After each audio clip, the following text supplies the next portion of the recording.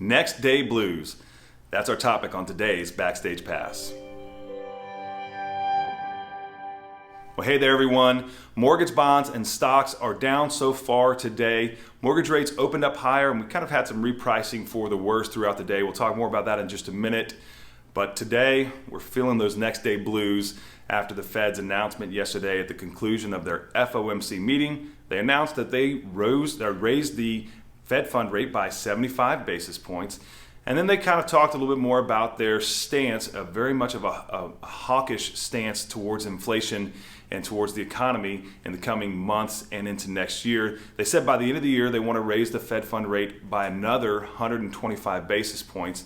And their target for inflation is that 2% inflation rate. That's what they're trying to target. So they're trying to do whatever it takes to get the inflation rate into that target range. Now, yesterday throughout the day, the bond market and mortgage bonds specifically kind of traded sideways.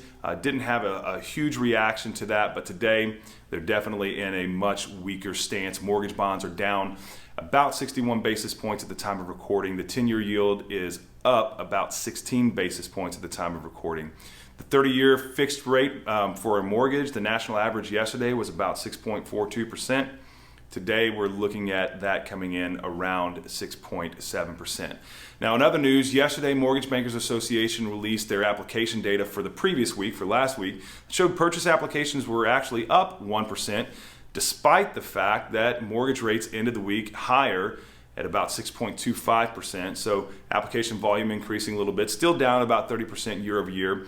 Refinance application volume, well, that increased by 10.4%. So pretty significant increase there. Still down about 83% year over year. And Fannie Mae, they released some data. They released their forecast information today for what they forecasted for total origination volume for 2022 and 2023.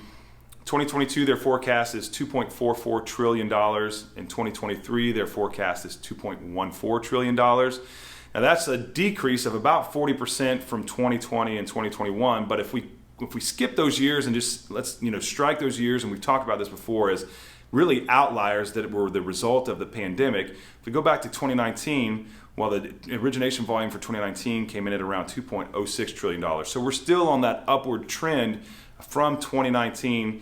Skip past those outlier years and get into this year, a more normal year, and we're still on that upward trend as far as origination volume goes, and that is good news. That's all the news that we do have for today. I hope you have a great day. Remember to stay positive, and we'll see you tomorrow.